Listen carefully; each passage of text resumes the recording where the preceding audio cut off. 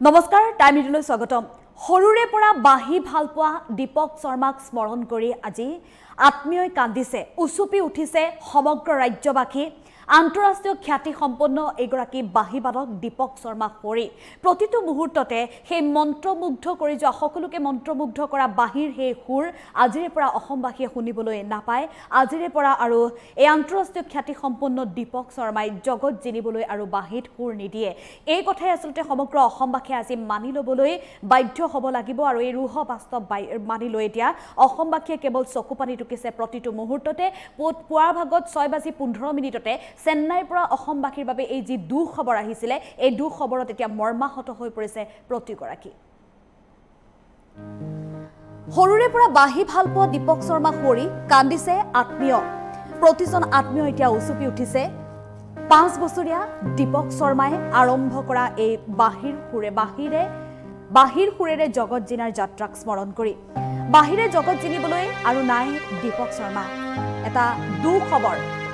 মন্ত্ৰমুগ্ধ কৰা সুৰ এটা আকৌ হেৰাই গ'ল অসমৰ সাংস্কৃতিক জগতৰ এটা নক্ষত্ৰ আজি খহি পৰিল দীৰ্ঘদিন ধৰি জটিল ৰোগত আক্ৰান্ত হৈ আছিল শিল্পীগৰাকী গুৱাহাটীৰ কেইবাখনো ব্যক্তিগত চিকিৎসালয়ত চিকিৎসা প্ৰদান কৰি আছিল বিশেষজ্ঞ চিকিৎসকৰ দ্বাৰা আৰু কেইবাদিনো ধৰি চেন্নাইৰ এখন চিকিৎসালয়ত চিকিৎসাধীন অৱস্থাত আছিল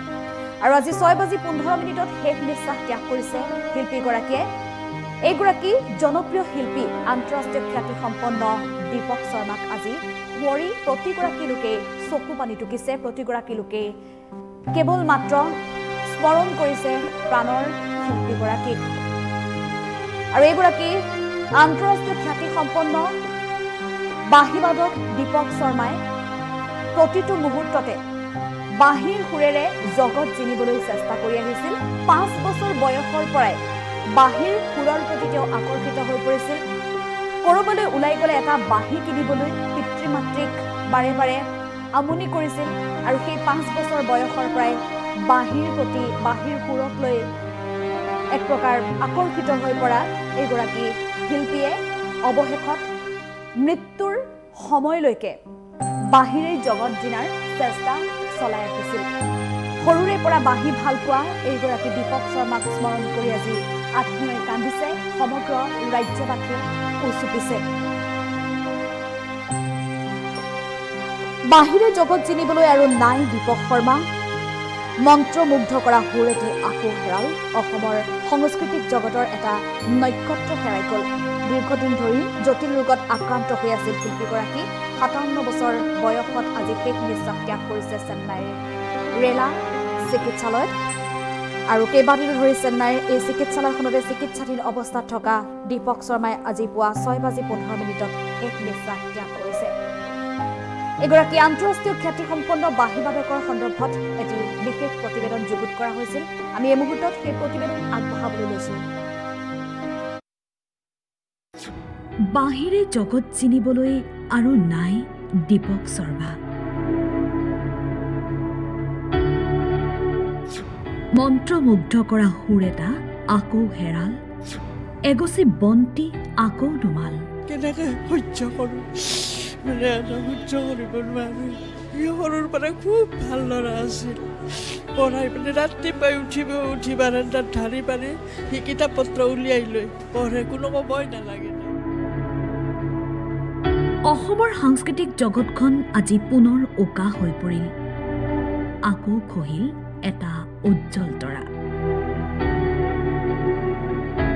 বাহিৰ সুৰেৰে জগত জিনা আন্তঃৰাষ্ট্ৰীয় খ্যাতি সম্পন্ন বাহিবাদক দীপক শৰ্মাৰ বিয়োগৰ খবৰে জোকাৰি গ'ল ৰাজ্য চেন্নাইৰ পৰা পুৱা 6:15 অহা এই খবৰৰ পিছতে কান্দিছে অসমীয়াই কেনেকৈ সহ্য কৰোঁ মানে সহ্য কৰিব নোৱাৰোঁ দীৰ্ঘদিন ধৰি যকৃতৰ জটিল ৰোগত আক্ৰান্ত হৈ আছিল বাহিবাদকগৰাকী কেইবাবাৰো চিকিৎসাধীন হ'বলগীয়াও হৈছিল শেহতীয়াকৈ গুৱাহাটীৰ এখন ব্যক্তিগত চিকিৎসালয়ত চিকিৎসাধীন হৈ থকা দীপক শৰ্মাক উন্নত চিকিৎসাৰ বাবে চেন্নাইৰ ৰেলা হস্পিটেললৈ প্ৰেৰণ কৰা হৈছিল কিন্তু দুৰ্ভাগ্য অসমবাসীৰ মৃত্যুৰে যুঁজি যুঁজি নিয়তিৰ ওচৰত হাৰ মানিলে দীপক শৰ্মাই সৰুৰে পৰাই বাঁহী ভাল পোৱা দীপক শৰ্মাৰ বিয়োগৰ খবৰত ম্ৰিয়মান দীপক শৰ্মাৰ ঘনিষ্ঠ আত্মীয়ই সৰুকালৰ কথা মনত পেলাই উচপি উঠিছে সৰুৰ পৰা সি মানে বাঁহীটো ভাল পাইছিল চবতে সি কয় কি যে বাঁহীটো বজালে কৃষ্ণৰ বাঁহী গতিকে মই বাঁহীয়ে বজাম এই বাঁহীটো বজালে মোৰ মুখখন চবেই দেখা পাব সেইকাৰণে কৃষ্ণৰ বাঁহীটোৱে মই ল'ম কিন্তু সৰুতে মানে আমি ভাবোঁ তোৰ ইমান সৰুৰ পৰা বাঁহী বজালি বুকুৰ বিষ হ'বহে নালাগে দে কিন্তু নাই সি য'তে যায় ত'তে বাঁহীয়ে কিনিব খালী বাঁহী লাগে তাক চব ক্ষেত্ৰতে আৰু যদি ক'ৰবাৰ বিয়াই সবাই গৈছে সি বেণ্ড পাৰ্টিৰ লগত বহে বেণ্ড পাৰ্টিৰ লগত সেই গান বাজনা তাতে বহি থাকে সি এনেকুৱা স্বভাৱ আছিল কিন্তু সেই বাঁহী দিয়ে সি ভাল হ'ল সোঁৱৰণিতো লিখা আছে তাত বাঁহীতে সি উঠি গ'ল উঠি গৈ এতিয়া এইখিনি বয়সতে তাৰ এনেকুৱা অৱস্থা হ'ব আমি ভবাই নাছিলোঁ 1968 চনৰ 23 আগষ্টত নলবাৰী জিলাৰ পানীগাঁৱত জন্মগ্ৰহণ কৰা দীপক শৰ্মা 5 বছৰ বয়সতে বাঁহী বাদনৰ প্ৰতি আকৰ্ষিত হৈ পৰিছিল কলিকতাৰ ৰবীন্দ্ৰ ভাৰতী বিশ্ববিদ্যালয়ৰ পৰা ইনষ্ট্ৰুমেণ্টেল মিউজিক বাঁহীৰ বিষয়ত স্নাতকোত্তৰ ডিগ্ৰী লাভ কৰাৰ পিছতে দীপক শৰ্মাৰ অবিৰত যাত্ৰা সাংস্কৃতিক জগতত পৰৱৰ্তী সময়ত লক্ষ্ণৌ ভাতখাণ্ডে সংগীত বিদ্যাপীঠৰ পৰা সংগীত বিশাৰদ হৈ 1992 চনৰ পৰা পণ্ডিত হৰিপ্ৰসাদ চৌৰাচিয়াৰ তত্বাৱধানত সংগীত শিক্ষাৰে অল ইণ্ডিয়া ৰেডিঅ'ৰো এগৰাকী প্ৰসিদ্ধ বাঁহীবাদক হিচাপে পৰিচয় গঢ়িছিল মৃত্যুৰ সময়লৈকে সক্ৰিয়তাৰে বাঁহীৰ সুৰেৰে সকলোকে মন্ত্ৰমুগ্ধ কৰা দীপক শৰ্মাই কেইবাখনো অসমীয়া ছবিত সংগীত পৰিচালনা কৰিছিল কেইবাবাৰো শ্ৰেষ্ঠ সংগীতকাৰ বঁটাৰে মনোনীত দীপক শৰ্মাই লাভ কৰিছিল সংগীত প্ৰভা বঁটা আছাম স্পৰ্টছ কালচাৰেল জুৰি এৱাৰ্ড জেমছ অৱ আছাম আদি বঁটাৰেও সন্মানিত হৈছিল এইগৰাকী বাঁহীবাদকে চেন্নাইত 57 বছৰ বয়সত শেষ নিশ্বাস ত্যাগ কৰে মৃত্যুৰ সময়ত ই সংসাৰত এৰি থৈ গৈছে পত্নী পুত্ৰ লগতে অজস্ৰ গুণৌধ আন্তঃৰাষ্ট্ৰীয় খ্যাতিসম্পন্ন বাঁহীবাদক দীপক শৰ্মাৰ মৃত্যু অসমৰ সাংস্কৃতিক জগতৰ অপূৰণীয় ক্ষতি আন্তঃৰাষ্ট্ৰীয় খ্যাতিসম্পন্ন এগৰাকী বাঁহীবাদক দীপক শৰ্মাৰ বিয়োগত ৰাজ্যৰ মুখ্যমন্ত্ৰী ডক্টৰ হিমন্ত বিশ্ব শৰ্মায়ো শোক প্ৰকাশ কৰিছে নিউজ ডেস্ক ৰিপৰ্ট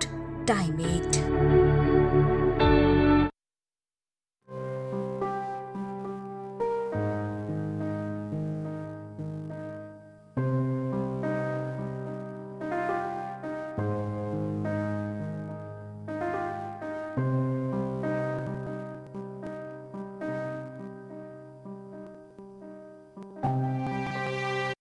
ল'ৰা আছিল পঢ়াই পিনে ৰাতিপুৱাই উঠি বাৰান্দাত ঢাৰি পাৰি সি কিতাপ পত্ৰ উলিয়াই লৈ পঢ়ে কোনো ক'বই নালাগে অসমৰ সাংস্কৃতিক জগতখন আজি পুনৰ উকা হৈ পৰিল আকৌ খহিল এটা উজ্জ্বল তৰা বাঁহীৰ সুৰেৰে জগত জিনা আন্তঃৰাষ্ট্ৰীয় খ্যাতিসম্পন্ন বাঁহীবাদক দীপক শৰ্মাৰ বিয়োগৰ খবৰে জোকাৰি গ'ল ৰাজ্য চেন্নাইৰ পৰা পুৱা 6:15 অহা এই খবৰৰ পিছতে কান্দিছে অসমীয়াই কেনেকৈ সহ্য কৰোঁ মানে সহ্য কৰিব নোৱাৰোঁ দীৰ্ঘদিন ধৰি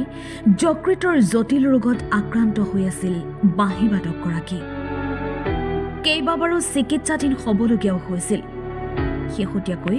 গুৱাহাটীৰ এখন ব্যক্তিগত চিকিৎসালয়ত চিকিৎসাধীন হৈ থকা দীপক শৰ্মাক উন্নত চিকিৎসাৰ বাবে চেন্নাইৰ ৰেলা হস্পিটেললৈ প্ৰেৰণ কৰা হৈছিল কিন্তু দুৰ্ভাগ্য অসমবাসীৰ মৃত্যুৰে যুঁজি যুঁজি নিয়তিৰ ওচৰত হাৰ মানিলে দীপক শৰ্মাই সৰুৰে পৰাই বাঁহী ভাল পোৱা দীপক শৰ্মাৰ বিয়োগৰ খবৰত ম্ৰিয়মান দীপক শৰ্মা